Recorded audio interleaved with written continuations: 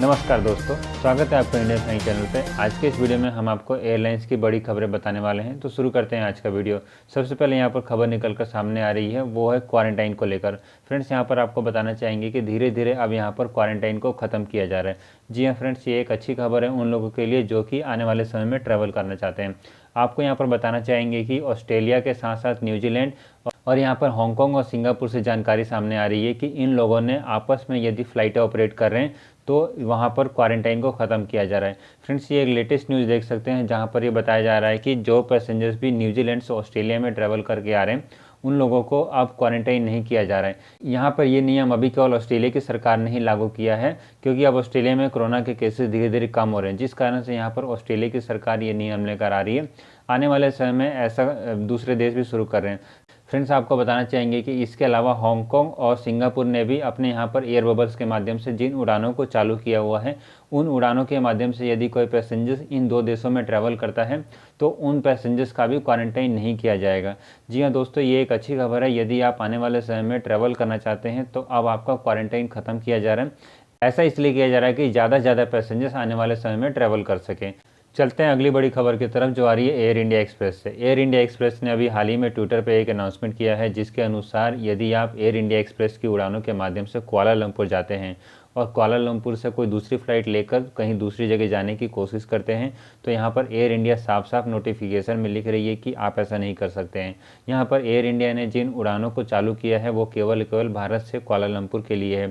तो फ्रेंड्स, यदि आप यहाँ पर ये सोच के कुआलालंपुर ट्रैवल कर रहे हैं एयर इंडिया एक्सप्रेस की उड़ानों से कि आप कुआलालंपुर से कहीं दूसरे डेस्टिनेशन पर ट्रैवल करना चाहते हैं, तो यहाँ पर एयर इंडिया ने साफ साफ ये मना किया हुआ है। ऐसे हालात में यदि आप एयरलाइन से टिकट बुक करते हैं तो आपका टिकट कैंसिल हो सकता है। तो फ्रेंड्स, यहाँ पर आपको ये ध्यान रखना है कि यदि आप एयर इंडिया एक्सप्रेस से ट्रैवल करते हैं तो आप ये बात ध्यान रखें। अगली बड़ी अपडेट ले लेते हैं हांगकांग को लेकर। फ्रेंड्स, आपको बताना चाहेंगे कि हांगकांग में लाखों लोग ट्रैवल करना चाहते हैं, लेकिन यहाँ पर हांगकांग की सरकार बार बार एयर इंडिया की उड़ानों को बंद कर रही है। अभी की प्राप्त जानकारी के अनुसार तीसरी बार एयर इंडिया की उड़ानों को बंद किया गया है। यहाँ पर हांगकांग की सरकार का कहना है कि एयर इंडिया की उड़ानों के माध्यम से कोरोना पॉजिटिव पैसेंजर्स ट्रैवल कर रहे हैं, जिस कारण से एयर इंडिया की उड़ानों को बार बार बंद किया जा रहा है। यहाँ पर फ्रेंड्स, आपको बताना चाहेंगे कि इस बार एयर इंडिया के साथ साथ विस्तारा की भी उड़ानों को बंद किया गया है। इससे पहले विस्तारा ने चेन्नई से हांगकांग के लिए अपनी उड़ानों को ऑपरेट किया था, जिसके बाद उस विमान में भी कुछ कोरोना पॉजिटिव पैसेंजर्स पाए गए थे, जिसके बाद यहाँ पर हांगकांग की सरकार ने इसकी उड़ानों को बंद कर दिया है। इसके साथ साथ एयर इंडिया भी दिल्ली से हांगकांग के लिए जो अपनी उड़ानों को ऑपरेट करती है उसमें भी कोरोना पॉजिटिव पैसेंजर्स पाए जाने के बाद दोनों एयरलाइंस कंपनियों की उड़ानों को हांगकांग की सरकार ने बंद कर दिया है। यहाँ पर आपको बताना चाहेंगे कि हांगकांग की सरकार ने जिन उड़ानों को बंद किया है वो 17 अक्टूबर से लेकर 30 अक्टूबर तक ये नियम लागू रहने वाला है। यानी कि यदि आप हांगकांग में आप ट्रैवल करना चाहते हैं तो आपके लिए ये एक बुरी खबर है कि अब आप 17 अक्टूबर से लेकर 30 अक्टूबर के बीच में हांगकांग में ट्रैवल नहीं कर पाएंगे। अगली बड़ी अपडेट निकल कर सामने आ रही है यूएई से। फ्रेंड्स, आपको बताना चाहेंगे कि यूएई में ट्रैवल करने के लिए यहाँ पर एयर इंडिया और एयर इंडिया एक्सप्रेस ने एक जरूरी जानकारी दी है कि यदि आप यूएई का रेजिडेंट वीज़ा लेकर शारजा में ट्रैवल करना चाहते हैं तो यहाँ पर आपको आईसीए अप्रूवल जरूरी है। जी हाँ फ्रेंड्स, यहाँ पर आपको बताना चाहेंगे कि ये एक बीते कल ही एयर इंडिया और एयर इंडिया एक्सप्रेस की तरफ से नई सूचना जारी की गई है, जिसमें ये बताया जा रहा है कि यदि अब आप यूएई के रेजिडेंट वीज़ा पर ट्रैवल करना चाहते हैं शारजा के लिए तो अब आपको यहाँ पर आईसीए अप्रूवल लेकर ही ट्रैवल करना पड़ेगा। यहाँ पर आपको बताना चाहेंगे कि ये नियम केवल और केवल यूएई रेजिडेंट वालों के लिए ही आया है। इसके अलावा यदि आप कोई दूसरे रेजिडेंट के हैं तो आपके ऊपर ये नियम अभी लागू नहीं होता है।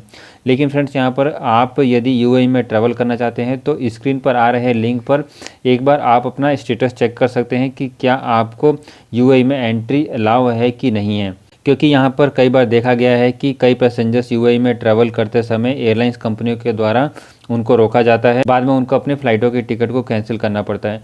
तो यहाँ पर आप अपना स्टेटस इस लिंक के जरिए चेक कर सकते हैं।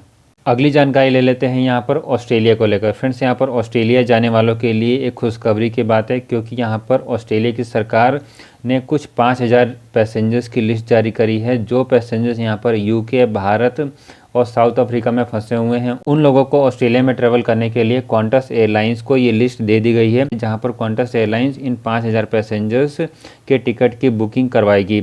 यहाँ पर आपको बताना चाहेंगे कि यदि आप ऑस्ट्रेलिया में ट्रैवल करना चाहते हैं तो आपको 14 दिन क्वारंटाइन में बिताना पड़ेगा, जहाँ पर आपको क्वारंटाइन का खर्चा जो है वो तकरीबन $2500 आने वाला है।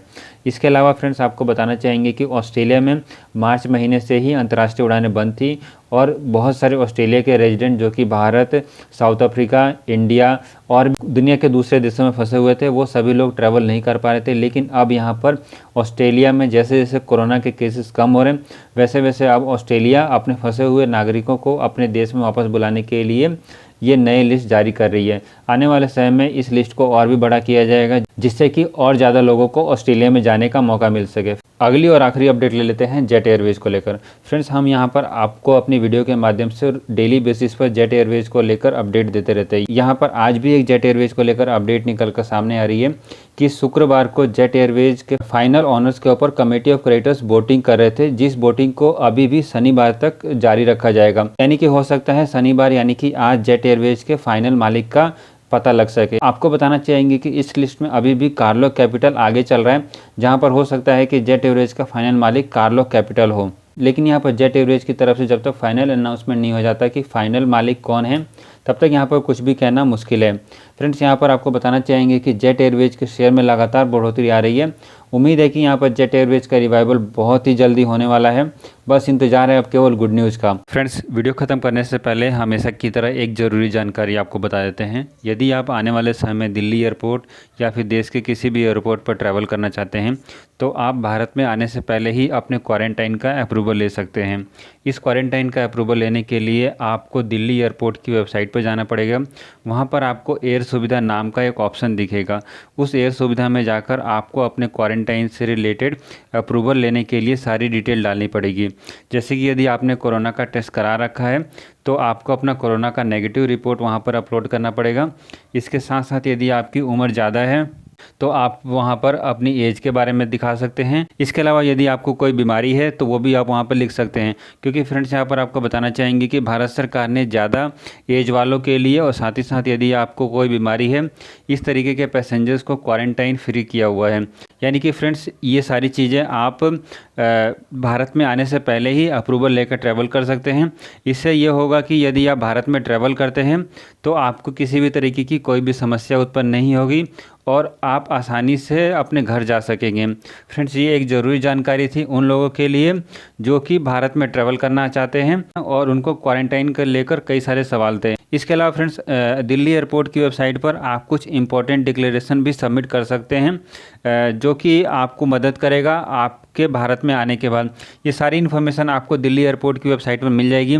दिल्ली एयरपोर्ट की वेबसाइट का लिंक हम आपको वीडियो के डिस्क्रिप्शन बॉक्स में दे देंगे, या फिर आप गूगल में सर्च करके भी दिल्ली एयरपोर्ट की वेबसाइट पर जा सकते हैं। आज के इस वीडियो में फ़िलहाल इतनी जानकारी थी। वीडियो अच्छी लगी हो तो वीडियो को अवश्य लाइक करें और चैनल को यदि आपने अभी तक सब्सक्राइब नहीं किया तो ज़रूर सब्सक्राइब कर लें।